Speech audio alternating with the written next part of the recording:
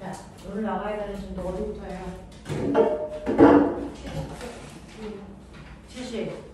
좀 70도.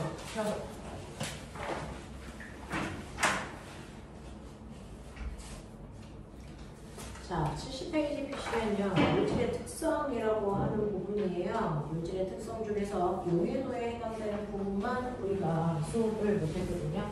그래서 물질의 특성 파트부터 보면 물질의 특성 중에 용해도에 대한 얘기부터 오늘 하죠.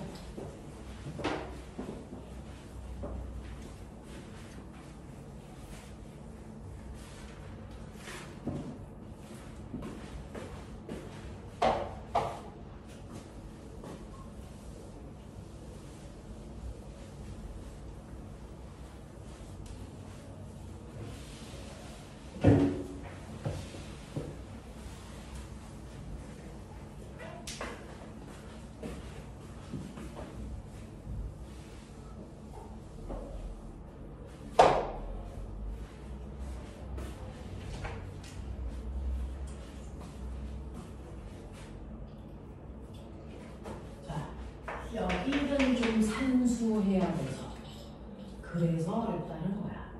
산수를 좀 해야 돼. 그죠? 네, 그래도 수학을 거의 이전까지 하고 있지 않을까요?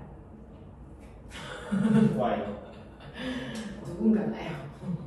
네, 그래서 자, 더하기 빼기면 되잖아요. 그거 하자고요. 사칙연산. 그죠? 네. 자, 선생님하고 용해도라는 거에 대해 할 건데요. 자, 용해도가 뭐예요? 용해도에 대해서 우리가 공부하려면 뭐 알아야 돼요? 라고 하는 사전 지식이 필요해요. 그래서 용해라고 하는 거 녹는다라는 뜻이야. 그래서 온도, 밀도, 그래서 네, 처럼 이 도는 녹는 정도, 그래서 그걸 얘기하는 거고요. 그 녹는 정도를 숫자로 표현한 게, 그래서 각각의 도로 표현되는 아이들입니다. 그래서 용해도는 얼마나 잘 녹아? 그 녹은 양이 얼마야? 이걸 숫자로 표현한 거겠죠. 그래서 네, 자, 그래서 용해라고 하는 건 녹는 정도라고 하는데 이 단어가 약간 잘못된 표현이죠. 자, 그럼 이게 뭔지 이제 볼게요. 자, 용해도라고 할 때 대표적인 예는요. 소금을 맞아요. 물에 녹여서 혼합물이요. 소금물을 만들어요. 그렇죠? 소금물이라는 혼합물을 만든단 말이야.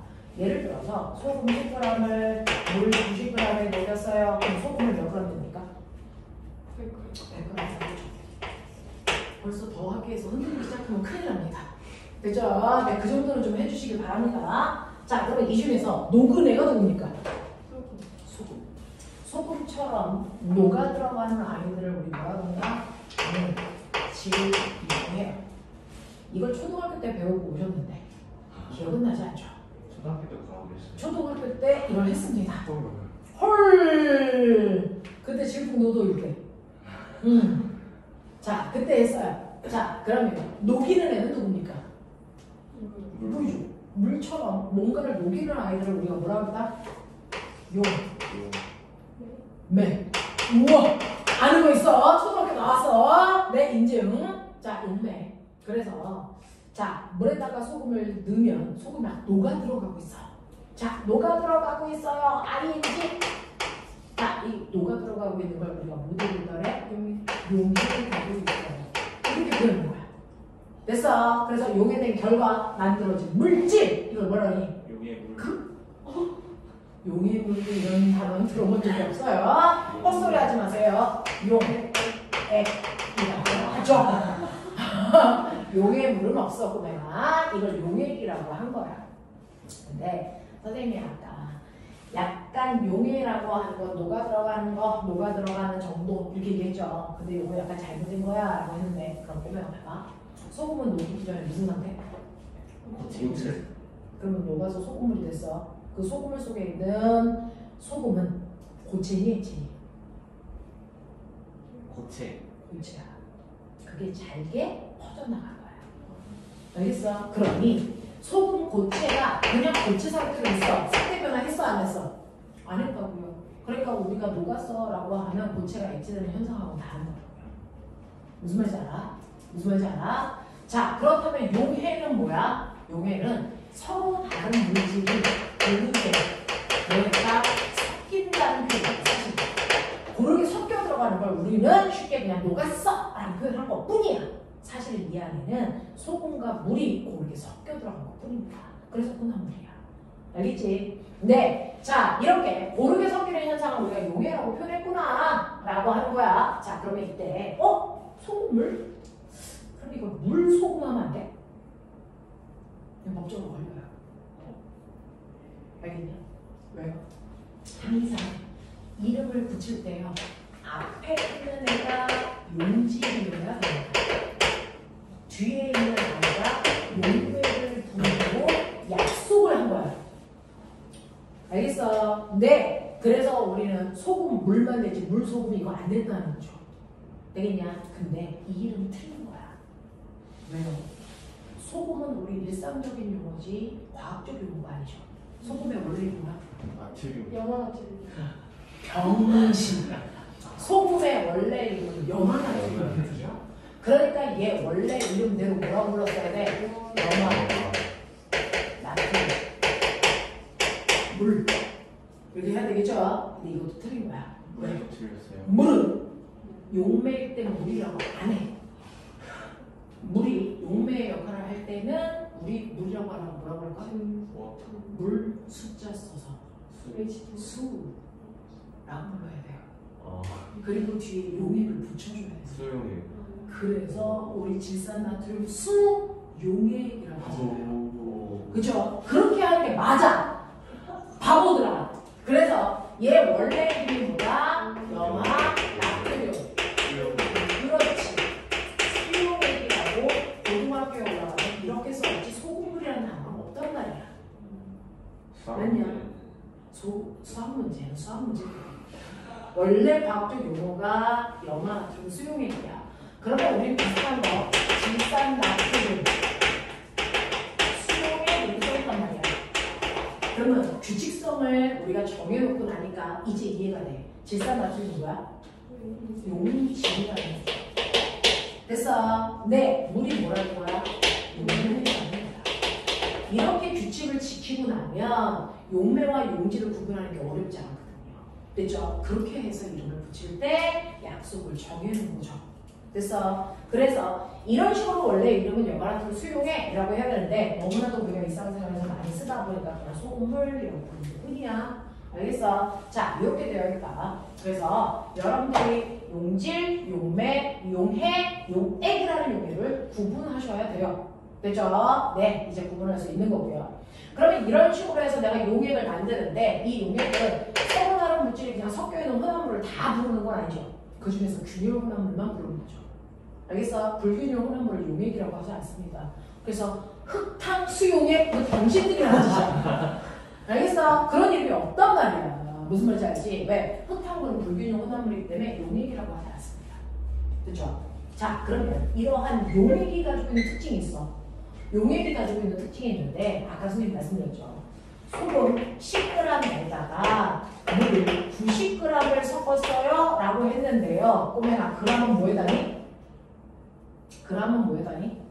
어떤 양을 측정하는 단위야? 우와, 진짜 가지가지 한다. 뭐니? 질량의 예색이다. 질량.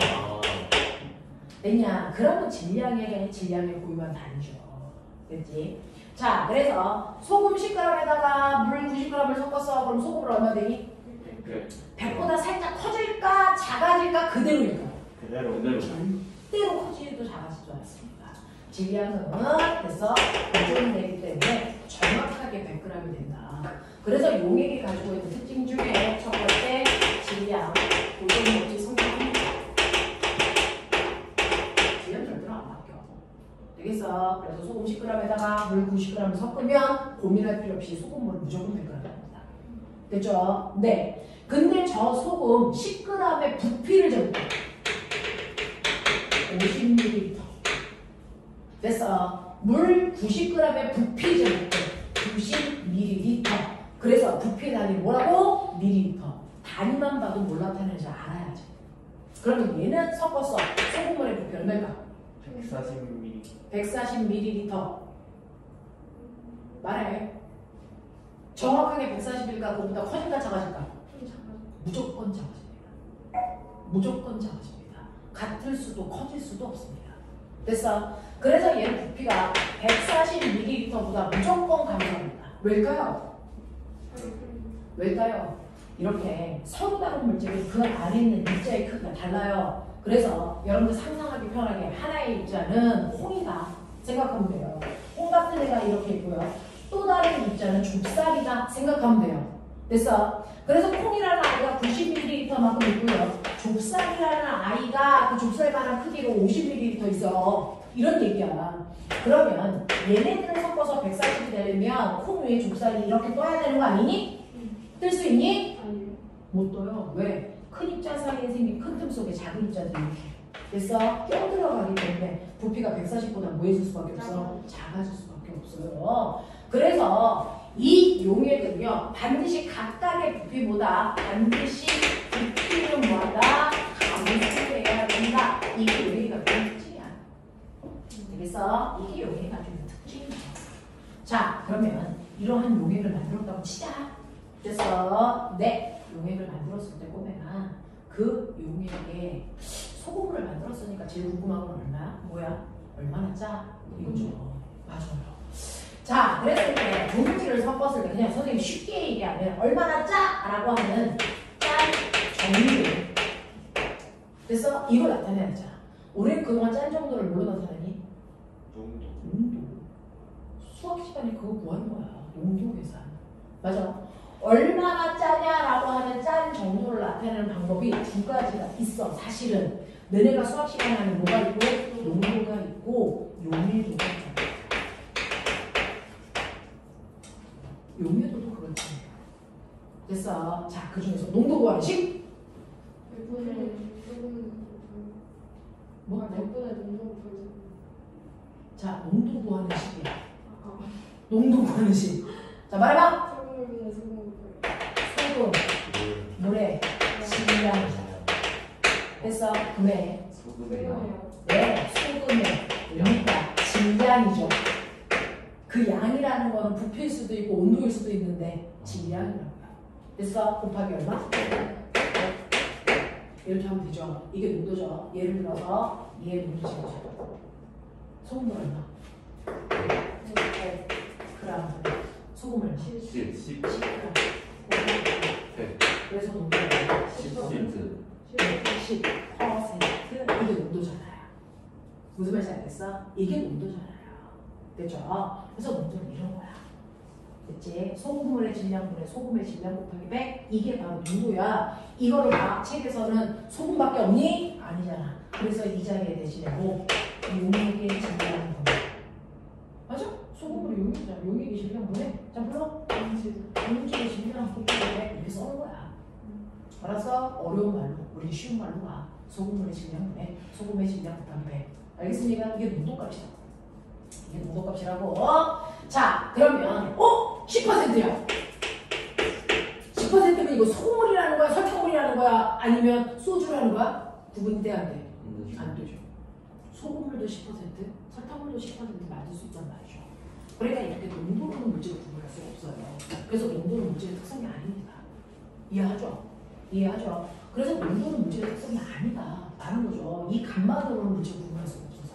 근데 보면 알아? 용해도는 물질의 특성이야. 그 감만으로 얘가 소금물인지 설탕물인지 알 수 있어요. 신기하죠? 용해도가 뭐냐면요. 이렇게 컸어요. 20도씨에 100g의 물이 있어. 여기다가 소금을 녹여놓자. 언제까지? 더 이상 녹지 않을 때까지 녹여놓으라. 그랬더니 우리의 소금을 20도씨 100g 속에 얼마 넣냐면 10g인 거야. 됐어? 그럼 똑같은 조건에서 설탕을 녹여보는 거야. 설탕을 녹여보는 거야. 20도의 찬물 100g에 설탕을 녹느냐? 80g. 가다 달라. 물질마다 다 달라. 물질마다 다 달라. 됐어? 네. 같은 온도, 같은 양의 물에 물질을 녹였을 때 녹을 수 있는 최대값이 다 뭐하다고? 다르다고. 그럼 녹일 수 있는 최대값을 우리가 뭐라 그러니? 더 녹지 못할 때까지 녹여봐요. 무슨 상태? 포화 상태. 알겠어? 그래서 모든 용지를 포화가 될 때까지 녹였을 때 녹느냐? 이게 다 달라요. 그래서 그걸로 누군지 구분할 수 있어요. 됐어? 네! 그러면 이때 20도씨에서 소금의 용도가 얼마야? 10입니다. 이렇게 보면 돼요. 맞아요. 네. 20도씨에서 설탕의 용해도 얼마야? 80이에요. 이렇게 있는 거예요. 계산할 필요가 없는 거예요. 알겠어? 네. 근데 내가 물을 거의 80도의 물 100g이에요. 소금 녹는 양이 20도씨와 같을까 다를까? 다르죠. 물의 온도가 높아지면 소금의 녹는 양이 더 많아지거든요. 80도에서는 얘 소금 40g까지 녹아요. 알겠어? 네. 그럼 80도에서 소금의 용해도는 얼마입니까? 40입니다. 설탕이면 200. 이런 식으로. 됐어? 그래서 용해도는 특정한 온도, 물 100g에 포화가 될 때까지 녹인 용기의 그람수를 용해도로 합니다. 알겠어? 용해도는 온도에 따라 달라요. 온도에 따라 달라요. 같은 물질이라도. 하지만 그 특정한 온도에서 물질은 녹는 양이 정해져 있다는 거죠. 그래서 누군지 구분할 수 있다는 거야. 무슨 말인지 알겠어? 거짓말! 20도에 물인데요. 물이요. 선생님 200g 있어요. 내가 여기다가 소금을 녹지 않을 때까지 녹여봤더니 얼마 녹겠어? 20g. 그럼 얘 용해도가 얼마? 20. 아니요. 50이야. 응?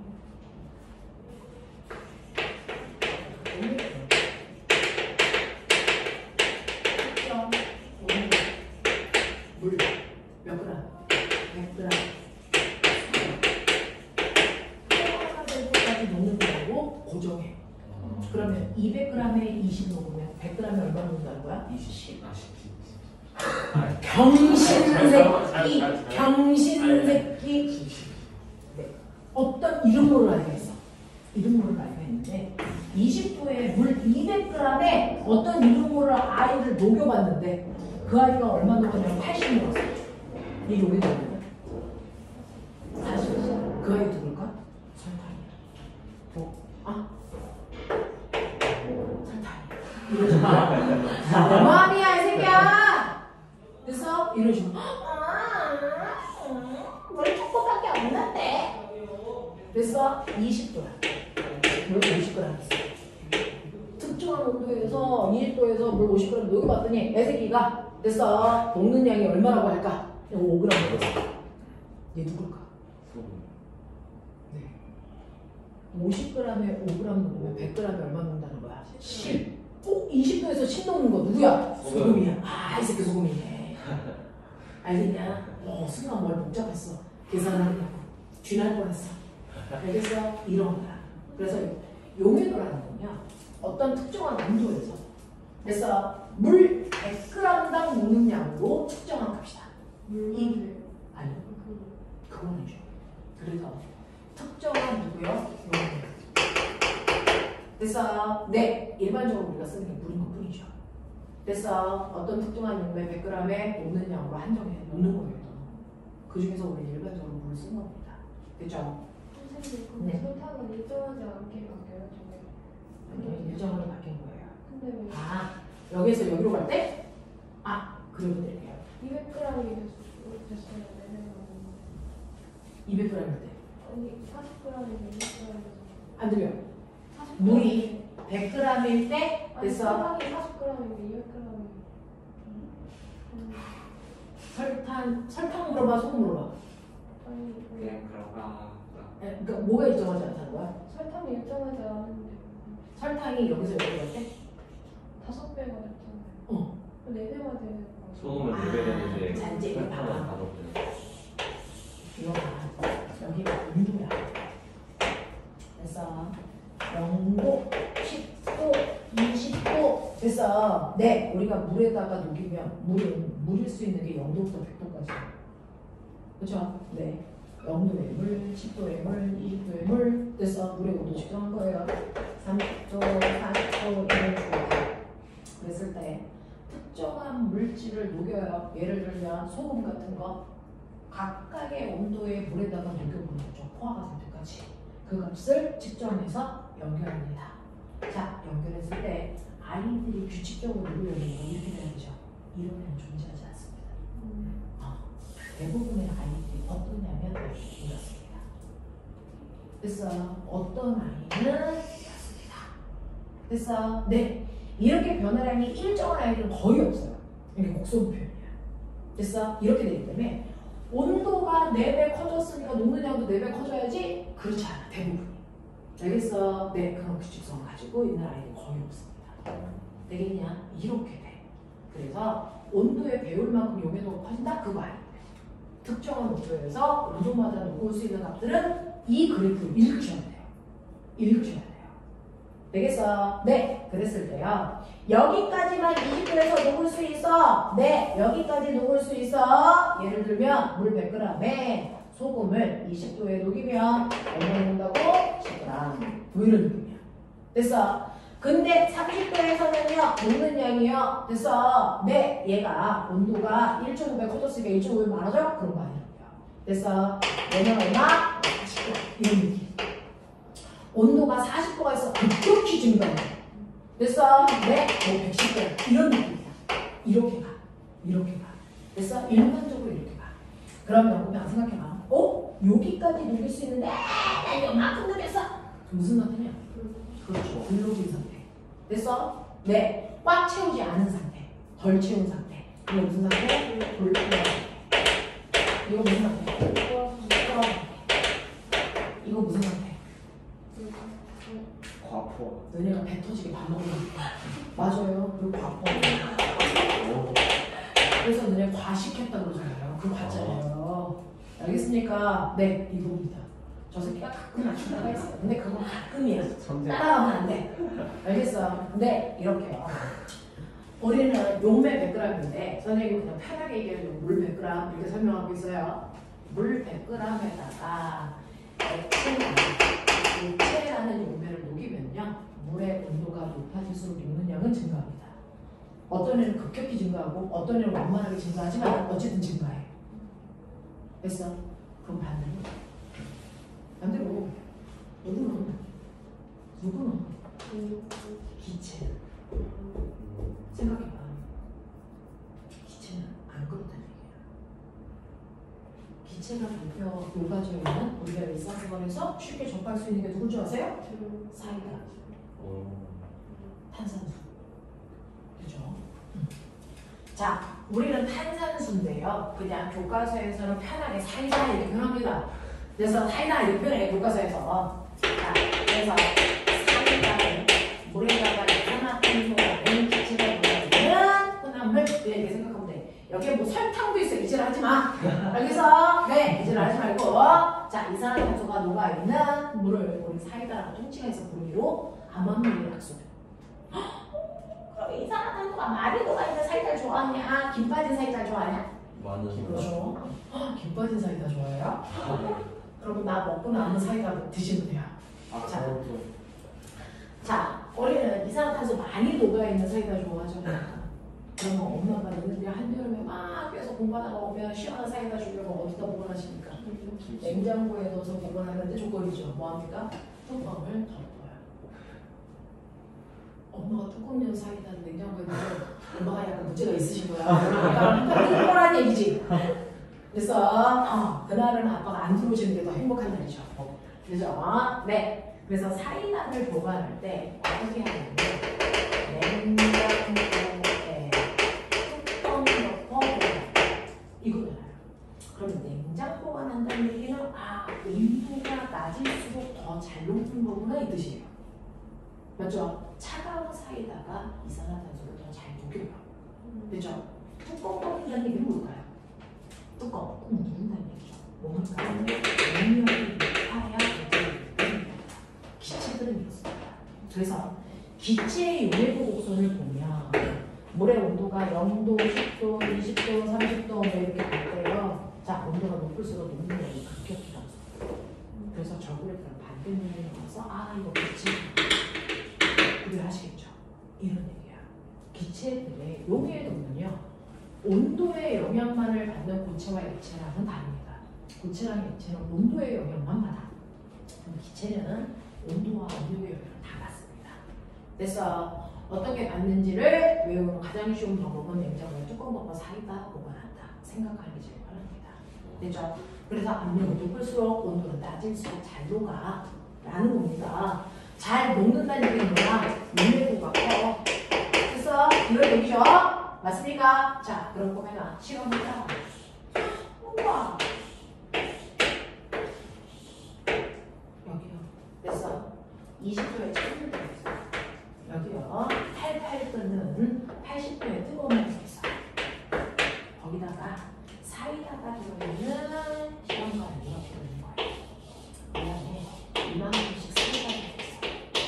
그런 느낌. 그래서 이만큼씩 사이다가 들어있는데 A는 뚜껑 덮었어. B는 가만 덮었어. 알겠어? C 뚜껑 덮었어. D는 가만 덮었어. 됐니? 이런 느낌이야. 그러면 이 중에서 가장 용해도가 높은 사이다는 어떤 걸까요? 용해도가 제일 높은 거. 뭡니까? 네, 냉장고에 뚜껑 덮어야 됩니다. 냉장고니까 차가운 쪽이겠죠? 뚜껑을 덮어야 되니까 얘기죠? 이 안에 이산화탄소가 100만 킬로가 있겠지. 제일 많아. 됐어? 그러면 가장 빠르게 김이 빠지고 있는 건 누굴까? D. 라고 하는 거. 기체가 가장 많이 빠져나간다. 기체가 가장 많이 발생하는 시험. 그래서 네, 빠져나가는 걸 발생한다고 해요. 그래서 기체가 가장 많이 발생합니다. 라는 뜻입니다. 됐죠? 그게 바로 뭡니까? 처음에 들었을 때랑 똑같이 들어있는 네, 처음에는 똑같은 상태로 됐어. 네, 실험을 했을 때 똑같은 시간이 지났을 때 기체가 가장 많이 녹아있는 게 누구냐는 거죠. 얘가 제일 많이 남아있어요. 얘가 제일 많이 빠져나가요. 라는 뜻이죠. 네? C는 어떻게? C하고 B를 비교하지 않습니다. 그런 야비한 문제는 나오지 않습니다. 그렇죠? 이건 나중에 PV는 NRT에 집어넣어서 계산하셔야 됩니다. 그런 문제 나오지 않으니까 걱정하지 마시고 얘하고 얘만 기억해라. 그 중에서 용해도가 가장 큰 걸 찾아라. 그러면 A입니다. 제일 잘 녹은 거 찾아라는 얘기니까 기체가 가장 많이 발생한 거 찾아라. 이게 D입니다. 김 빠진 사이다 찾아라는 얘기입니다. 그게 우리 책에 있어. 되겠니? 해보자.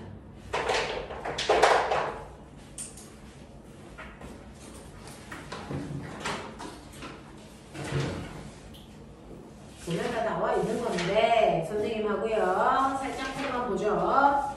자, 너네가 가지고 있는 78페이지 선생님한테 수업 들어서 그게 효과가 있어? 뭐 이런 게 궁금한 거잖아. 자, 78페이지 19번.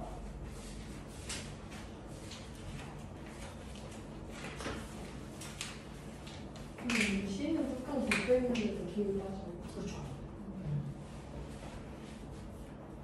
사이다 뚜요. 뚜껑 덮어서 오래 놔두면 김이 다 빠집니다.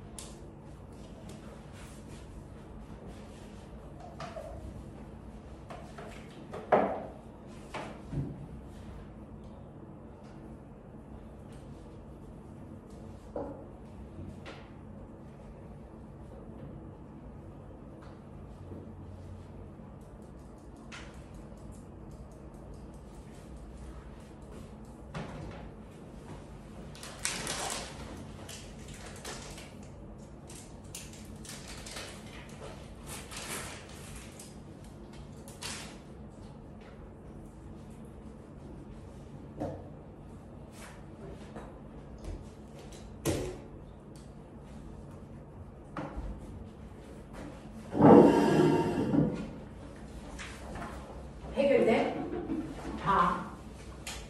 자, 선생님이 얘기한 20도의 물이 얼음물이고요. 그 다음에 실온. 실온은 한 20도쯤 생각하시면 되고, 그 다음에 50도의 물, 차가운 물, 미지근한 물, 뜨거운 물 이렇게 되어 있다. 라고 상상하시면 되고요. 이때 설명으로 맞는 거 찾아라 라고 얘기했습니다. 자, 몇 번 찾으셨어요? 5번 찾으셨습니까? 자, 5번에 A, C, E 얘네들 공통점 뭐야? 뚜껑 열었다는 거죠. 네. 자, 이랬을 때 기체가 기체의 용해도와 온도의 관계를 알 수 있다 라고 하는 거죠. 네, 똑같이 뚜껑을 열어놨어. 압력은 똑같아. 대신에 온도가 달라. 그 중에서 누가 더 기체가 많이 녹았어? 이거 비교할 수 있다고요. 있다고요. 됐어요? 네, 그러면 1번부터 4번까지가 싸그리 틀렸다는 얘기죠. 1번 붙여보죠. 기체가 가장 많이 발생한다는 거, 빠져나간다는 거죠. 네. 자, 가장 많이 빠져나가는 게 C니, E니, A니? E죠. 화살표 방향 정반대로 가야 돼요. 그렇죠? 자, 기체의 용해도가 제일 큰 거 누구라고요? B예요. 되겠어요? 네. 기체의 용해도가 가장 작은 건 누굽니까? E예요. 그렇죠? 자, 온도가 높을수록 압력이 낮을수록 잘 녹니? 정반대죠. 무슨 말인지 알죠? 4번. 기체의 용해도와 압력의 관계를 설명하려면 용해도와 압력. 5번은 용해도와 온도였고요. 그렇죠? 용해도와 압력을 비교하려면 한 놈은 뚜껑을 열고 한 놈은 닫는데 온도는 같아야 되겠죠. 맞아요. 네, 압력만 달라니까. 그래서 A, B를 비교하시든지 C, D를 비교하시든지 E, F를 비교하셔야 돼요. 그렇죠? 온도는 같아야 됩니다. 그렇죠? 이런 것들이 나와. 이런 것들이 나와. 자, 이런 식으로요. 기체의 용해도는 이렇게 하시면 되고요. 됐죠? 그 위에 중요하다는 게 하나 더 있잖아요. 그래서 18번. 이제 얘는 고체의 용해도입니다. 해봐.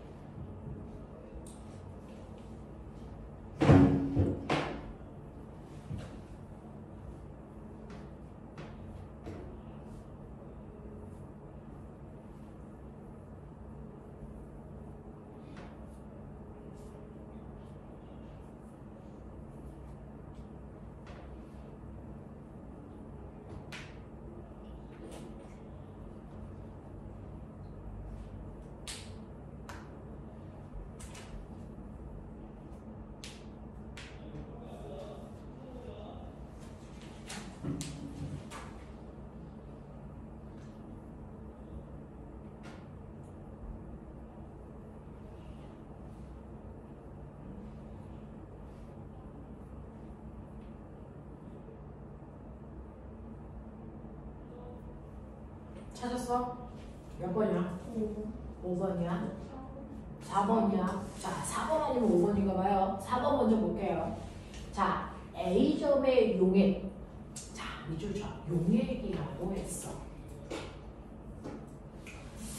자, 우리가요. 이거 용해도 그래프라고 이런 거야. 그래서 자, 이 용해도 그래프가 20도에서 됐어. 네, 용액이 용매가 아니 용질이 몇 그램 녹아요? 10g 녹는다 그랬죠? 맞아요? 네, 20도에서 최대한 녹을 수 있는 게 10g이에요. 이렇게 써져 있네요? 저 조건이죠. 물 몇 g인데? 100g. 용해도 그래프는요, 싸그리 물 100g 녹는 양을 그래프 나타내는 거야. 알겠습니까? 그러니까 이 그래프는 무조건 다 물 100g에서 녹는 양이라고 여기 써져 있네요. 그죠? 네, 보이십니까? 자, 그러면 물 100g일 때 각각의 온도에서 거기에 있는 어떤 고체의 용해도를 나타낸 것이잖아요. 그 중에서 4번 보시면 A는요, A는 몇 도입니까? 몇 도예요? 80도라는 그래서 온도에서 물 100g에 100g에 A라는 고체를 녹여본 거죠. 근데 얘는 최대한 얼마까지 녹일 수 있어요? 얼마? 150g 녹일 수 있는데 A를 150g 녹인 상태야. 됐어? 네. 그래서 포화 상태인 지점이죠.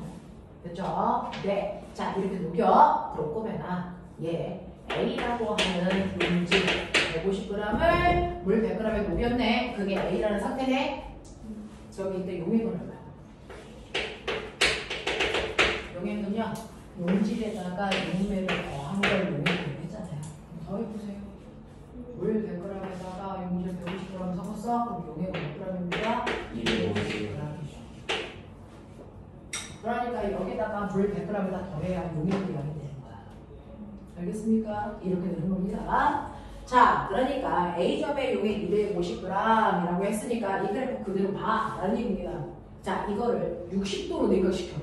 자, 보면 60도에서는 얼마밖에 못 녹아? 100. 그럼 지금 150 녹였는데 온도를 낮추면 100g밖에 못 녹아. 그럼 얼마 뱉어내야 돼? 50. 그게 결정이고요. 온도를 갑자기 확 낮추면 자, 80도에서는 150g 다 녹아서 건더기가 하나도 없었어. 그랬다가 갑자기 온도를 20도로 냉각시키면 못 녹는 애들이 결정으로 석출돼서 나와. 알겠어? 몇 그램 나올까? 50g 나와. 이런 얘기야. 신기하죠? 자, 그래서 60도까지 냉각시켰을 때 고체가 50g 나온다? 이거 만들 건데요. 자, 5번 볼게요. C, 무슨 상태? 불포화. 자, C의 용액의 온도를 높이면 포화로 만들 수 있습니까? 라고 했는데 지금 불포화야. 온도를 높이면 그래프랑 더 멀어지죠. 그래프랑 더 멀어지죠. 더 멀어져요. 더 불포화가 되는 거야. 그러면 포화를 만들려면 온도를 뭐 해야 돼? 낮춰야죠. 그래야 포화가 되죠. 알겠어? 네. 불포화인 I는 온도를 낮추면 포화 그래프와 가까워지다가 포화가 돼요. 알겠습니까? 네. 자, 이렇게 된다라고 하는 겁니다. 자, 그 다음에 1번도 틀렸다는 거잖아요. A점과 B점의 용액은 불포화 상태입니까? 왜 틀렸어? 네, 둘 다 포화예요. 그렇죠. 자, C점의 용액계는 용질을 더 녹일 수 있습니까? 더 녹일 수 있어요. 네, 더 녹일 수 있죠. 얼마만큼? 포화가 될 때까지 더 녹일 수 있죠. 몇 그램 더 녹일 수 있냐? 50g. 자, 3번. 60도에 물 50g. 자, 그냥 빨리 봐. 60도에서는요, 물 100g에 얼마 녹일 수 있어? 100g 녹일 수 있죠. 됐죠? 그러면 물 50g에 얼마 녹아야 되는 상황이야? 50g. 네, 50g 녹아야 되는 상황이죠. 무슨 말인지 알겠어? 이런 얘기죠.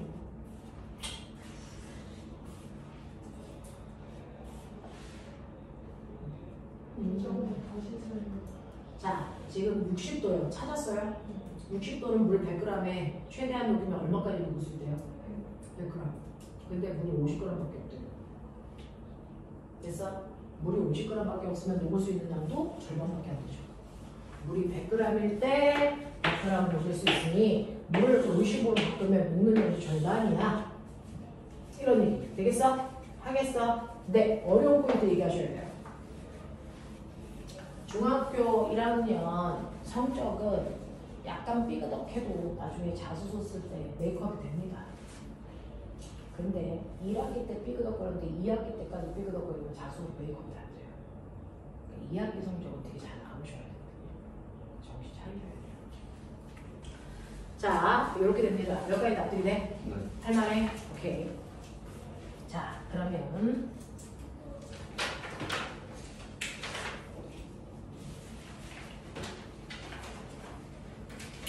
여기까지 했다는 얘기죠. 자, 하나만 더 할게요. 우리 다음 주에 수업 언제 가세요? 다음 주가 학원 방학입니다. 그래서 다음 주는 휴가. 그죠? 네, 그 다음 주에 오시면 돼서 한 주를 건너뛰고 가야 돼서 선생님이 진도를 하나만 더 나갈게요. 아. 좋아한다. 우와. 그러니까 엄청 좋아한다. 네. 자, 80페이지.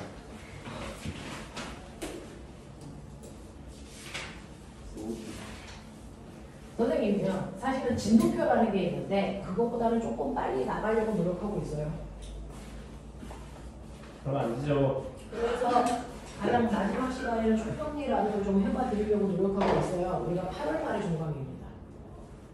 8월 말에 종강이라서 앞으로 수업을 할 수 있는 게 4주 정도밖에 안 남았는데 그 4조 안에 나머지 문제를 진도를 나갈 때 급하게 나가면 여러분들이 점검할 시간이 없어서 선생님도 조금 오늘 진도를 하나만 더 나가볼게요.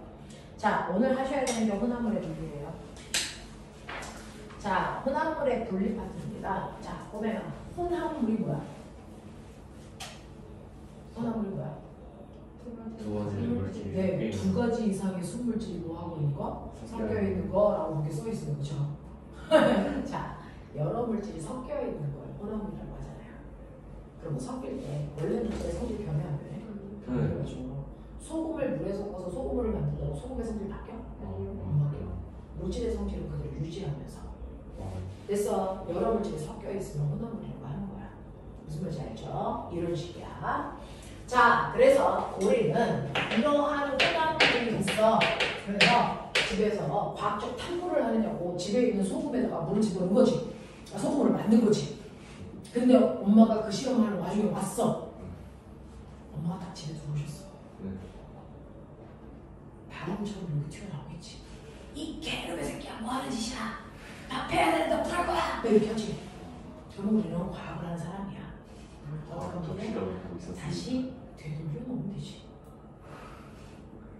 엄마 잠깐 기다리세요. 제가 다시 소금을 만들어 하면 돼. 가능한 일이야. 더 맞을 거. 응? 아, 더 화내실 것 같아. 한 대 맞을 거 10대 맞을 수도 있죠. 그럴 수는 있죠. 자, 그래서 이렇게 소금에다가 물을 타서 소금물을 만들면 우리는 혼합물을 만들었다 그래. 그치? 근데 이 혼합물을 다시 원래 상태의 순물질로 나눌 수 있는 거예요. 이걸 우리 뭐라 하니? 혼합물에 뭐라고 합니까? 분류라고 합니다. 혼합물의 분리라고 해요. 되겠어? 네. 그러면서 소화되는 사람들은 하시고요. 다른 사람들은 버려요. 혼합물 뭐예요? 비슷하지만 전혀 다른 의미가 있는 게 화합물이야. 다른 말로 엄청난 말이야. 뭐냐면 보면 수소기체와 산소기체를 결합시키면 뭐가 된다 했어? 물이래. 물이 뭐야? 수소기체에 산소기체를 결합시키면 물이래.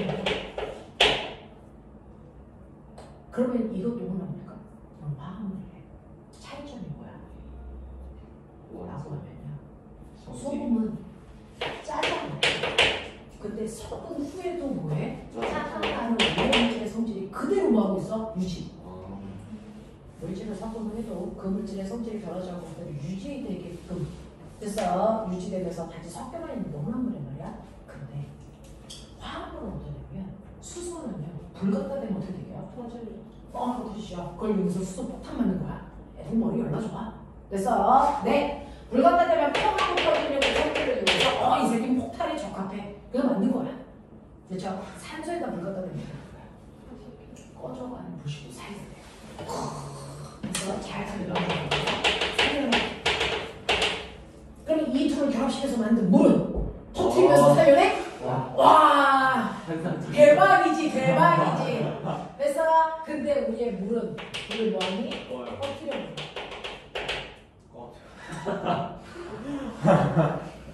꺼져. 꺼트려. 뭐 어떻게 써야 돼 그러면? 불이 꺼져. 맞죠? 네, 이거죠. 그러면 여기는 원래 물질의 성질이 유지됐냐? 아니요. 전혀 다른 물질로 바뀌었어. 서로 다른 물질을 결합시켰더니 성질이 전혀 다른 물질로 바뀌었습니다. 그 바뀌어서 만들어진 물질을 얘는 화합물이라고 하는 거예요. 그러면 이 화합물도 원래 물질 돌릴 수 있니? 이것도 가능해요. 화합물도 다시 물과 산소로 뭐합니까? 이거는 분해한다고 해요. 얘는 뭐 한다고 해요? 분리한다고 해요. 그래서 혼합물은 분리하는 거고 화합물은 분해하는 겁니다. 그래서 네 라는 단어를 요거는 중3 내용 중3 때 화합물 분해 실험합니다. 그래서 그걸 배웁니다. 여러분들 중2라서 혼합물의 분리합니다. 그래서 혼합물은 분리하는 거죠. 혼합물 분해라는 단어 쓰면 병신이다. 알겠습니까? 용어 구분하셔. 그러라고 해드린 거예요. 자, 그래서 혼합물은 분리하는 겁니다. 자, 혼합물이라는 건 원래 물질의 성질이 변하지 않고 섞여만 있는 거다라고 하는 거. 그러한 혼합물을 원래 상태로 분리할 수 있는데요. 혼합물을 분리할 때요. 어떤 방법으로 분리해요? 물질의 특성만. 그 물질들, 이 소금과 물은 다른 물질이니까 물질의 차이점이잖아요. 특성이. 그래서 물질이 가지고 있는 차이점이 있어. 그 차이점을 이용해서 분리하면 돼요. 그래서 혼합물을 분리할 때도 우리가 쓰는 게 물질의 특성이에요. 그걸 이용해서 분리하면 돼. 그래서 밀도차가 있는 애들은 밀도차로 분리해요. 예를 들어서 꼬맹아, 네, 물하고 스티로폼을 섞었다고 쳐. 실제로 섞이니? 스티로폼 뜨고 물 밑에 있지? 뭐 어떤데? 어떤데? 네, 채로 걸러내면 되잖아요. 이거 혼합 분리예요. 밀도차를 이용한 혼합을 분리잖아요. 오, 정말 그런 거죠. 자, 이렇게 물질이 가지고 있는 특성 차이를 이용해서 분리하면 돼요. 됐죠? 네, 그랬을 때요. 선생님, 나도요, 모래가 있는데요. 어떤 병신 새끼가 스티로폼을 막 갈아요. 갈아서 스티로폼 가루를 만들어서 그거를 운동장에 섞는 걸 교장 선생님이 보셨어요. 그래서 뒤지게 맞고요. 그걸 다 분리하라고 하셨어요. 그래서 걔가 집에도 못 가고 혼자 올려서 그걸 분리하고 있어요. 운동장 한가득 있는 그 스티로폼 가루를 어떻게 할까? 어떻게 할까? 그물 말이야. 안 짜도 그 모래에 맞춰서 촘촘한 그물망을 그래서 그걸 걸러. 병신들 원투쓰리가 있냐? 거기에 있는 병신은 손으로 하나씩 골라야죠. 그럼 오늘 밤 집에 못 가는 겁니다. 내일도 맞죠? 내일도 못 가죠. 며칠 동안 못 간다고 엄마한테 체험 학습을 내시면 되죠. 학교에서 체험해, 엄마 집에 못 가. 뭐 이렇게 하는 거죠. 그죠? 근데 과학적 방법을 잘 배운 아이들은 뭐 할까요? 채로 걸러요. 흙을, 스티로폼이 섞여있는 흙을 물속에 던져놔요. 그러면 스티로폼을 뭐합니까? 떠요. 물을 가라앉죠. 채로 걸러내면 돼요. 운동장에 채로 물을 걸는 부어요. 거랑 똑같은 거. 30분이면 끝나요. 아니 근데 운동장에 물을 리터를 부어야 되는 거예요. 그걸 운동장에다가 아니까 생각은 어떻게 하니? 아니에요. 그게 섞여있는 흙을 퍼다가 물통 속에 넣어야 되는 거 아니야? 저 와, 지구를 적게 하네. 이렇게 말해요. 그러면 오늘 보면은 과학적 방법이라는 건 뭐예요? 정확하고 쉽게 분리하는 거예요. 됐어? 네, 쉽고 정확하게 분리하는 게 과학적 방법이에요. 결과가 중요한 게 아니에요. 분리했네. 근데 너는 이거 분리할 때 어떻게 했어? 저 1분 만에 했어요. 전 30년 걸렸어요. 빠르고 쉽고 정확하게 하는 게 과학적 방법입니다. 됐죠?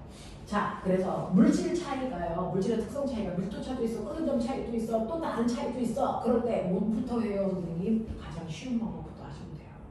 그게 보편적으로 밀도 차이를 위해서 혼합물을 분리하는 게 가장 쉽습니다. 한눈 띄우고 하는 건 가라앉힌다니까. 그래서 밀도차로 혼합물을 분류할 수 있으면 그걸 먼저 하세요.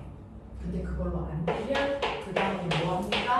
끓는 차를 이용해서 혼합물을 분류를 하고, 이도 안 돼? 그러면 이제 가장 복잡한 방법을 쓰는 거겠죠. 우리가 할 수 있는 거 밀도차를 이용해서 혼합물을 분류한다. 뭐 이런 식으로 순차적으로 가시는 거야. 됐어? 네. 그 중에서 밀도차를 이용해서 혼합물을 분류하는 것까지만 오늘 할게요. 가장 간단해요.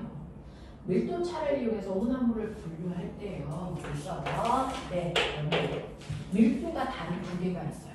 밀도가 다른 두 개가 있어요. 얘를 분류할 바꿔야 되겠죠. 자, 봅니다. 모래와 뭐가 있어요? 스타이로폼으로 이름이 바뀐 거 아세요?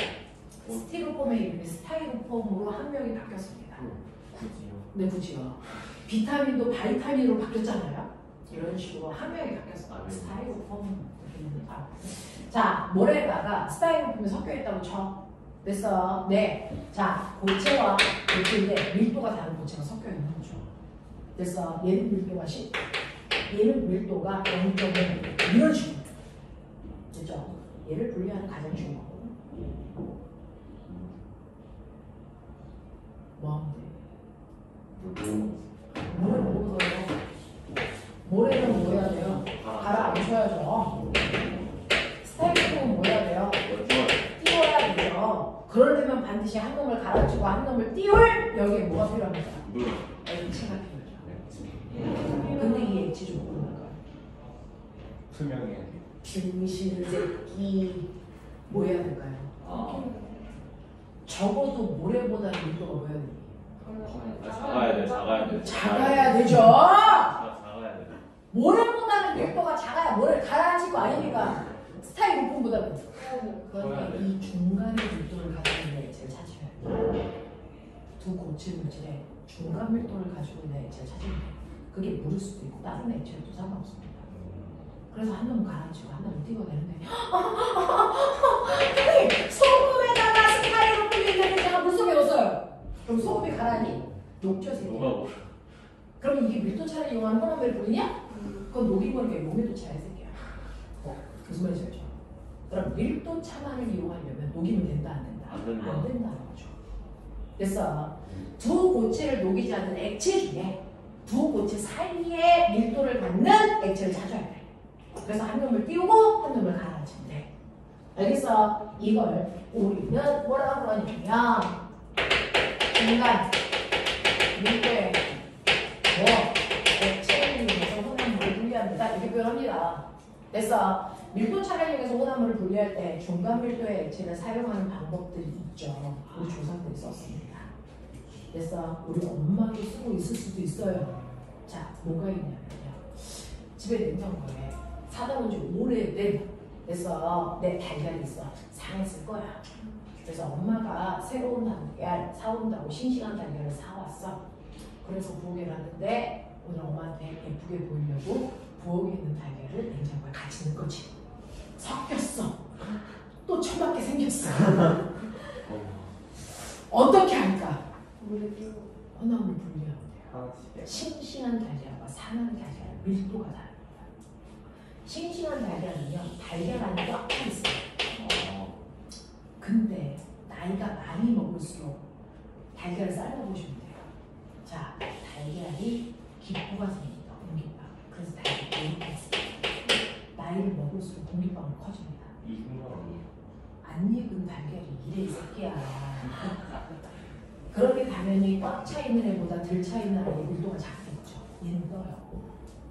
근데 물에서는 안 됩니다. 얘가 물보다 밀도가 큽니다. 물의 밀도 얼마? 1? 1. 상식이다. 아. 물의 밀도 1인데요. 이 마탱이가 2 상한 달걀이라고 표현합니다. 우리는 얘 밀도가 2, 얘 밀도가 10이라고 치자. 그래도 물에 넣어도 얘도 가라앉아. 티가 안 나. 그러면 더 흰센 물을 만들어야 돼. 그래서 물의 밀도 1밖에 안 되니까 물의 밀도를 한 3, 4로 흰센 물을 만들어야 돼. 물의 밀도 흰색이 만들 수 있어요? 크게 만들 수 있어. 어떻게 하면 돼? 소금. 소금도 안 돼. 물보다 소금물에 쓰는 밀도가 가지거든요. 그래서 그래서 소금물을 만들면 힘이 점점 세죠. 힘세죠. 알겠어? 그래서 적당히 힘이 있게 해야 돼. 소금을 왕창 집어서 소금물에 밀도 100대 써요. 다꺼 이 새끼야. 알겠어? 적당량 집어넣어야 돼. 그래서 적당량의 소금을 집어넣으면 상한 달걀 떠. 싱싱한 달걀 가라앉아. 이렇게 하는 거야. 그 적당량의 소금물이 내가 싱싱한 소금. 그래서 이렇게 만들면 돼. 그걸 좀 조상들은 뭐 할 때 썼냐면 우리는 농경사회였잖아. 네. 요즘 좀 농기구라는 게 없었어요. 옛날 농기구는 뭐게요? 손. 그렇죠. 소. 괭이, 삽 이런 것들까지는 만들었겠죠. 그 기구 그럼- 아니에요? 그게 농기구죠. 네, 농기구. 요즘은 트랙터 이런 거 써요. 농기구의 레벨가 다르죠. 요즘은 트랙터 써요. 그래서 트랙터로 왕 밀고 가면 걔가 추수해가지고 껍질도 벗겨가지고 쌀가마에 넣어줘요. 그러니까 사람 손이 거의 안 됩니다. 근데 옛날에는 벼를 베서 열매를 다 두드려서 뜯어가지고 껍질도 다 일일이 깐단 말이야. 그러니까 열나 그래서 손이 많이 갔단 말이야. 그걸 조선시대 때 했단 말이야. 그러면 벼를 베가지고 이상 다 털어. 그러면 여기에 그래서 쌀알갱이가 벼라고 하는 껍질에 쌓여있단 말이야. 그걸 놓을 수 없잖아. 껍질 까야 되겠지? 그럼 그거 작은 양이 이게 깔까? 아니죠. 빼장 말려요. 그러면 네, 그 껍질이 이제 벌어집니다. 그리고 나서 그거를 됐어. 나무 막대기 같은 걸로 살살살살 이렇게 두드리면 껍질이 막 떨어지겠죠. 그래도 쌀알갱이와 껍질이 섞여있겠죠. 분리해야죠. 어떻게 할까요? 키에서 네, 키질해도 되는데요. 그래서 키질해도 되는데 어디가 보니까 네, 이렇게 해도 돼요. 이렇게 해도 돼요. 그래서 15% 소금을 집어넣으면 쌀알갱이 좋은 겹치라고 표현합니다. 좋은 겹치 가야죠. 껍질이 축적이 나오니까 떠요. 그래서 분류합니다. 쉽고 빠르죠. 됐어? 이렇게 합니다. 밤이 짜지. 네, 이렇게 해서 얘는요 그렇게 해서 걸러내고 한 번 씻어서 뭐 합니까? 다시 논바닥에 뿌리죠. 그래서 그 다음에 다시 키우는 거죠. 됐어? 네, 이렇게 합니다. 됐죠? 그래서 중간 밀도의 액체를 이용해서 싱싱한 달걀과 상한 달걀, 좋은 멸시와 축적기를 구분합니다. 알겠어? 이럴 때 쓰는 게 소금물인데 어떤 병신 새끼가 15%야 했는데 잘못 듣고 55%를 어떻게 될까? 다 떠. 0.5%만 들었어. 어떻게 될까? 다 나죠. 이게 시험 문제야. 알겠습니까? 이게 시험 문제야. 알겠냐? 적당한 밀도를 가지고 있는 액체를 분류하셔야 된다. 이게 첫 번째 밀도차를 이용한 혼합물의 분류 방법 중에 첫 번째 중간 밀도의 액체를 분류하세요 라고 하는 거고, 조건은 녹이면 안 돼요 라고 하는 겁니다. 그죠? 두 번째는요. 됐어. 밀도차가 있는 게 고체고체만 있는 건 아니죠. 액체도 밀도차가 있어. 그래서 절대로 액체가 섞이지 않는 액체 있죠. 하나는 가라앉고 하나는 뜨는 거 누구 있어요? 기름. 누가 말하죠? 아니 물. 그래서 물어봤어요. 어느 집은 기름이 가라앉더라고요. 아 그렇죠. 그렇죠. 밀도 큰 기름이 있나 봐요. 네. 그렇죠. 네, 내가 당장 놀라겠어요. 그렇죠. 그래서 물과 기름 같은 경우에는 그죠? 섞이지 않아 밀도 차이가 있어요. 자, 그런 거 분류할 때요. 액체 밀도 차가 있는 혼합물을 분류하고 싶습니다. 이때는요, 됐어? 중간 밀도 액체 넣을 필요 없죠. 어떻게 합니까? 특정한 기구가 있어요.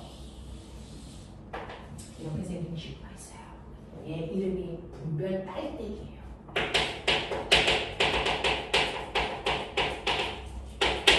됐어. 여기를 나서 이렇게 돌려놓습니다. 얘를 팁니다. 톡으로 잠가. 그래놓고 물과 기름을 붓죠. 그러면 물은 이렇게, 기름은 이렇게 되겠죠. 됐어. 네. 그래놓고 뚜껑을 살짝 덮습니다. 그래놓고 연병할 이 새끼를 흔듭니다.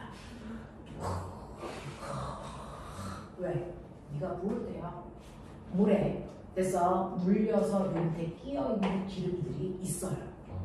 분리가 완벽하지 않습니다. 그래서 몇 번을 흔듭니다. 살짝. 이렇게 하면 뒤진다. 이렇게 살짝. 살살살살.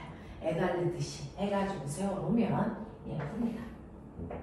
됐어. 그래서 얘까지 완벽하게 뜨게 하고 나서 분류할 때 됐어. 좀 뻔했어.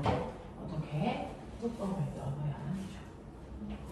뚜껑을 열어야만 공기가 들어가서 얘를 누르면서 계속 뽑아내는 거야.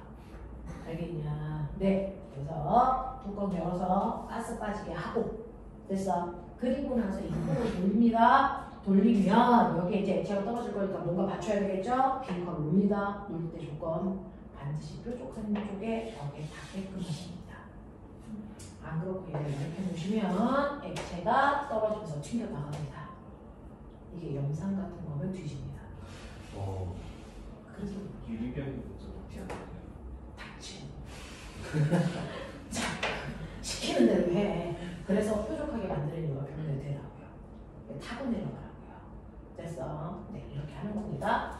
그래서 얘가 다 내려올 때쯤 되면 이제 이걸 잠그는 게 이게 노하우인데 스킬인데 너네 그런 스킬이 없잖아? 그럼 어떻게 합니까? 조금 더 내려오게 하고 잠그시면 돼요. 기름이 살짝 내려오게 하고 잠그시면 되죠? 그러면 이 위에 있는 건 스포이드로 빨아냅니다. 알겠어요? 이런 식으로 해서 혼합물 분류해요. 그래서 액체 혼합물인데 밀도차가 있으면 분별 깔때기로 분류한다. 분별 깔때기 법이라고 한다. 됐어? 네, 이렇게 합니다. 자, 그런가 하면 기타 방법들도 있어요. 자, 미국 놈들이 맨 처음에 서부 개척 시대 때 가가지고 뭐 했니? 사금지치. 그래서 어떻게 하죠? 사금지치가 뭐야? 금광. 취직하기는 싫어. 게을러서. 취직하기 싫어. 그래서 금강이 흐르는 계곡 옆에 텐트 치고 가서 그래서 계곡물이 흐르는 여기에 사금이라고 하는 모래보다 작은 그 알갱이들이 막 흘러 나올 거 아니야. 거기에 가가지고 이 개울물 한 삽을 퍼. 그래서 채에다가 부어. 그래서 흐르는 물에 요지를 하지. 요지를 하면 어떻게 돼? 흐르는 물에 의해서 가벼운 애는 떠내려가고 무거운 애만 남아. 맞아? 네, 그 무거운 애가 자갈과 사금이야. 그거를 한 2년, 3년 하면 금덩어리가 생겨. 그거 가지고 인디언들이 사는 땅을 지가 가서 사가지고 인디언들 다 죽여. 그게 지금 미국 애들이야. 알겠어? 이게 서부 개척 시대라고 하는 그런 얘기야. 알겠냐? 그 사금지치 한 개 밀도차를 이용한 혼합물 분리야. 요즘 하는 게. 우리나라에서 뭐 했을까? 그러니까 밥할 때 소금물에 넣으면 짜요. 저거는 농사 지을 때 뿌리나 좋은 맵실 골라낼 때 하는 거고요. 밥 먹을 때 저렇게 안 합니다. 우리 엄마들이 뭐합니까? 두드려. 그래서 껍질이 까져. 껍질 분리할 때 엄마가 뭐합니까? 너네 오줌 쌀 때 이렇게 세우는 거 그 키에다가 놓고 얘를 까불립니다. 까불린다는 얘기는 뭐냐면 위로 던지죠. 그러다가 놓으면 무거운 애는 두두둑 떨어지죠. 근데 가벼운 껍질은요, 내가 이렇게 했다가 이렇게 놓는 순간 여기 바람이 생깁니다. 그 바람에서 옆으로 날아갑니다. 그래서 이거를 뭐한 반복하면 껍질들을 옆으로 알고 밑으로 이 밀도 차이를 보는 물품입니다. 기재하는 거. 자, 그 다음에 뭐가 있냐면 요즘 쓰는 건 재활용 쓰레기 분리입니다. 여러분들 집에서 재활용 쓰레기 하면 엄마가 쓰레기 분류하는 날 아빠랑 막 가가지고 막 플라스틱 뭐 이렇게 하는 거잖아요. 저는 새벽에 나가서 그냥 부어버립니다. 잘 안 하죠. 엄마들처럼 막 이렇게 막 미세하게 해야 되는데 그래서 성격 급한 나는 그냥 부어놓고 거기서 막 분류하죠. 그러다 보면 조그만 애들은 막 분류가 안 되겠죠. 그래서 그런 스타일 저는. 그래서 재활용 쓰레기 분리 잘 하시는 분은 페트병 뚜껑도 따로 거기에 있는 라벨들도 벗겨내고 막 이렇게 하잖아요. 분리 잘 안 합니다. 자, 그러면 그렇게 대충 분리된 쓰레기가 있어. 저는 재활용 쓰레기 그 센터에 가면 컨베이어 벨트가 어마무시한 게 됐어. 네, 갑니다. 근데 컨베이어 벨트가 이렇게 끊겨져 있습니다. 그래서 동네에서 가지고 재활용 쓰레기를 붓습니다. 첫 번째, 여기에 전자석이 연락된 게 있습니다. 그래서 철덩어리 같은 것도 다 붙습니다. 자, 그래서 이제 컨베이어 벨트에 나머지 쓰레기가 갑니다. 그게 여기 꽂아져 있습니다. 그럼 어떻게 하는 겁니까? 얘들이 여기서 떨어지겠죠. 가벼운 애는 많이 가서 떨어지고요. 무거운 애는 뚝 떨어집니다. 알겠어? 밀도차를 이용하는 애는 그 다음에 여기로 컨베이어 벨트의 간격을 더 올립니다. 그럼 더 가벼운 애만 가죠. 그 다음에 뚝뚝 떨어지겠죠. 이런 식으로 해서 걸쳐 갑니다. 그랬을 때 사람들은 나머지 옆에 있는 아이들만 손대면 돼요. 여기서 이게 바로 밀도차를 이용한 혼합물 분리를 일상생활에서 씁니다. 하겠냐? 이런 것들이죠. 그래서 밀도차를 이용해서 혼합물을 분리할 때 이렇게 중간 밀도의 액체 사용하는 거, 그 다음에 분별 깔때기 쓰는 거, 그 다음에 나머지 기타 방법들이 우리가 그동안 했던 밀도차를 이용한 혼합물의 분리예요 라고 하는 겁니다. 됐죠? 자, 그 다음 한 15분 정도 더 있네요. 해보죠. 그럼 밀도차를 이용한 혼합물의 분리 이렇게 했어. 근데 선생님, 우리는 밀도 차이가 없어요. 나 소주. 선생님은 술을 별로 좋아하지 않습니다. 저 이슬만 먹죠. 그 앞에 무슨 글자 붙죠? 그죠? 아빠가 맨날 드시는 참이슬 막 이런 거. 그런 거 안 먹죠. 자, 보면 소주는 스물질이야 혼합물이야? 모르겠어요. 그럼 먹어보면 되죠. 물질 자, 소주라고 하는 거 원래 이름이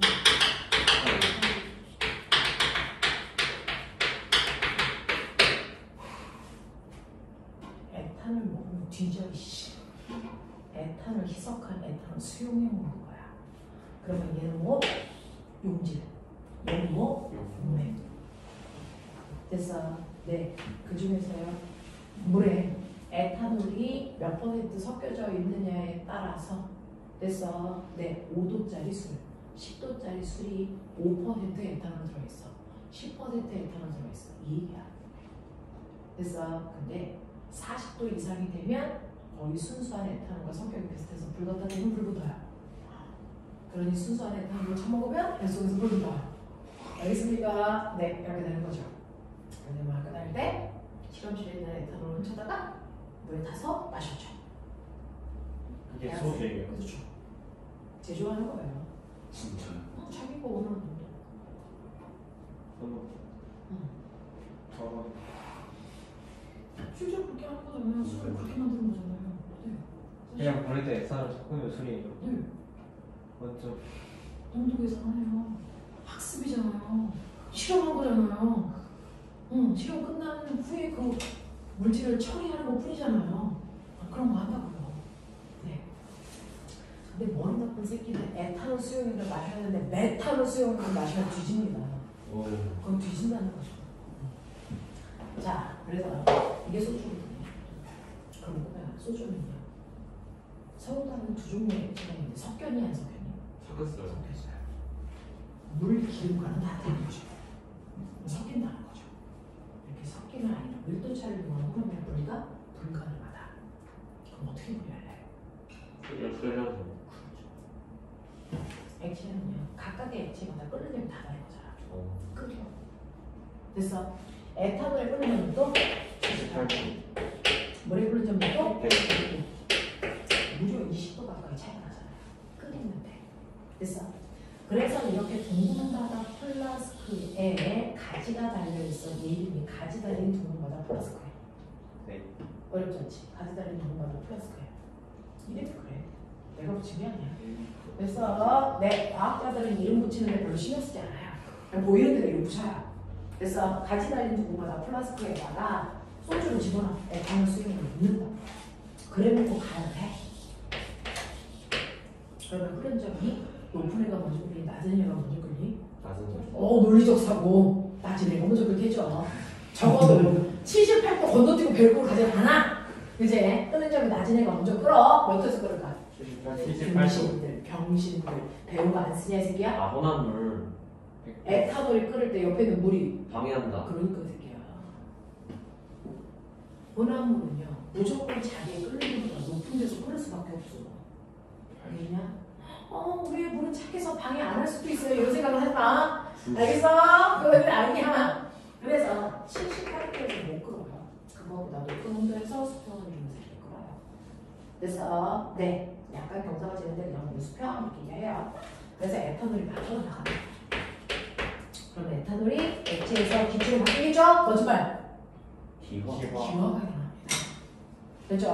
그래서 기체가 이렇게 가서 밖으로 나가면 아까우니까 이 발을 타고 가게 하는 거죠. 그래서 에탄올이 다 끌어나가는 동안 됐죠? 이쪽으로 에탄올이 이렇게 따라가요. 그러면 에탄올을 여기다 모으고 나머지를 뭐 만드니? 물 만들어줘. 그죠? 이렇게 하면 분리하겠죠? 근데 보면 에탄올이 이렇게 빠져나가서 여기다 물을 넣는데 애새끼가 기체를 넣어. 뭐죠? 아니죠. 액체를 모아야죠. 응? 기체를 잘 모을 수가 없어요. 액체를 모아야죠. 그러니까 가는 길이 작게 안 돼. 냉각해. 거짓말. 어떻게 합니까? 밖에 두꺼운 거 하는 거야. 내가 구멍이 뚫려 있어요. 찬물을 붓는 거예요. 찬물을 부어서 여기를 찬물이 가득 들어있게끔 합니다. 그러면 가다가 에탄올 기체가 가다가 추우니까 물로 바뀌어요. 액체로 바뀌어서 또또또 떨어져요. 불량합니다. 이해돼? 알겠지? 자, 첫 번째. 여기 있고 여기 나가자. 찬물이 됐어. 찬물을 어디에서 어디로 붓는다. A에서 B, B에서 A. A에서 B. B에서 A. 그러니까 시험에 나오겠죠. 그러니까요. A에서 보면 됐어. 이 물이 여기에 가득 차지하고 그냥 빠져나갑니다. 냉각을 시켜요. 물을 밑에서 밀어야 물이 밀려서 꽉 차오면서 올라가 넘쳐 흐르나서 올라가죠. 논리적이죠. 그래서 찬물은 똥꼬에서 부어서 일로 나오게 해야 돼. 알겠냐? 이렇게 간다. 알겠지? 이게 시험 문제야.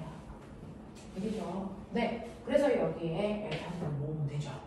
이런 식으로 물체를 끓여서 그래서 분리하는 걸 뭐라고 증류라고 합니다. 증류법을 이용한 거야. 증류.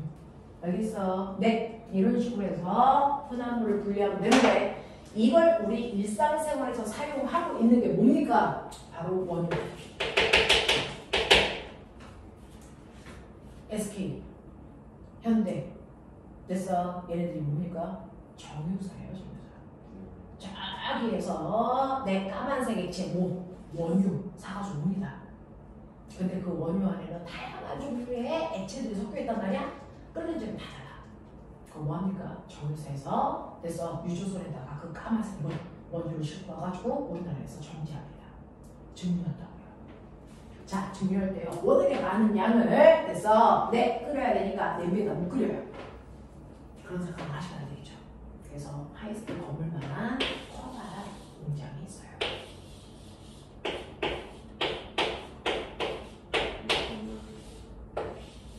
여기다가 붙습니다. 그래서 그리고 열을 나가야 합니다. 그러면 끓는 점이 낮은 애부터 끓어나오겠죠. 그렇죠? 끓는 점이 낮은 애부터 끓어나올 때 구멍을 다 박습니다. 끓는 점이 낮은 요만큼의 아이들이 일로 나오게 합니다. 끓는 점이 비슷한 아이들이 제일 끓는 점이 낮은 아이들이 위로 나오게 합니다. 그리고 나서 얘네들까지 걸어내면 그 다음에 이거 닫고 그 다음에 여기 엽니다. 알겠어요? 네, 이런 식으로 분류합니다. 끓는 점 잘 이용해서. 그 중에서 가장 끓는 점이 낮아서 먼저 나오는 얘가 뭘까요? 얘가 뭡니까? 네, LPG. 자동차에 있는 네, LPG 가스야. 여기 가스 나와. 됐어.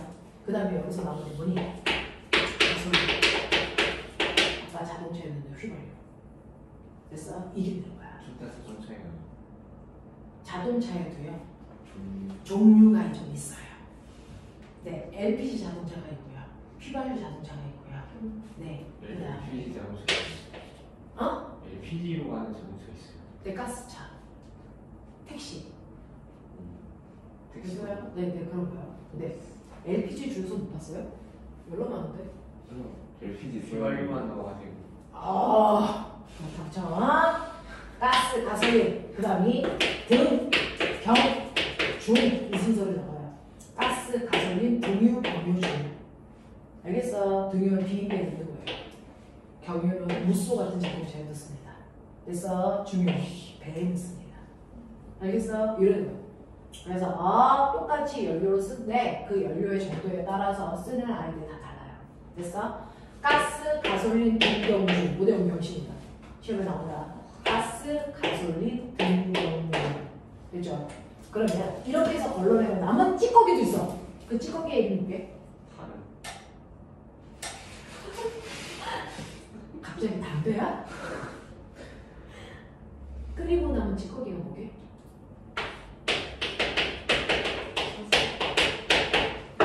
그거 돌에 뿌린 거야. 아스팔트. 되겠냐? 그래서 원유는 버리는 게 하나도 없어요. 우리가 다 씁니다. 우리가 다 씁니다. 자, 이런 식으로요. 끓는 점차를 이용해서 분류하는 이 장치를 뭐라고 할까요? 탑. 그래서 네, 정유를 사용하는 이 탑을 증류탑이라고 해서 정유사에서 이거 써요. 그래서 분별 증류합니다. 됐죠? 네, 이렇게 하는 거야. 자, 그리고 여기에 있는 이 가솔린의 요 근처에 있는 아이들이 이제 나프타 뭐 이런 애들이 있어요. 그거 가지고 여러분들이 입고 있는 합성성분이 만든 겁니다. 알아요? 나일론 뭐 이런 것들이 다 여기서 나오는 거예요. 그래서 가스, 가솔린, 등경중, 아스팔트. 그래서 네, 이런 것도 나온다. 이게 바로 증류를 이용한 거다. 알겠냐? 끓는 점차를 이용해서 혼합물을 분리했어요. 이런 얘기야. 이해돼? 이해돼? 자, 그래서 너네가 가지고 있는 80페이지 맨 밑에 증류탑 그림이 있어요. 그것과 관련된 문제들이 허블나게 나옵니다. 그리고 82페이지에 보면 밀도차를 이용한 혼합물의 분리도 있어요. 보이십니까? 네, 이거 가지고 문제 풀어가지고 오시면 되겠습니다. 오늘 여기까지 할 거야. 그래서 89페이지까지 숙제고요. 선생님이요. 자기들 카톡방에다가 묶어가지고 항상 영상이랑 숙제랑 보내드리고 있는 거 아시죠? 네. 네. 자, 다음 주 일광이고 다다음에 만나도록 하죠. 고생하셨습니다. 선생님, 근데 만약에 저기 소주 만들 때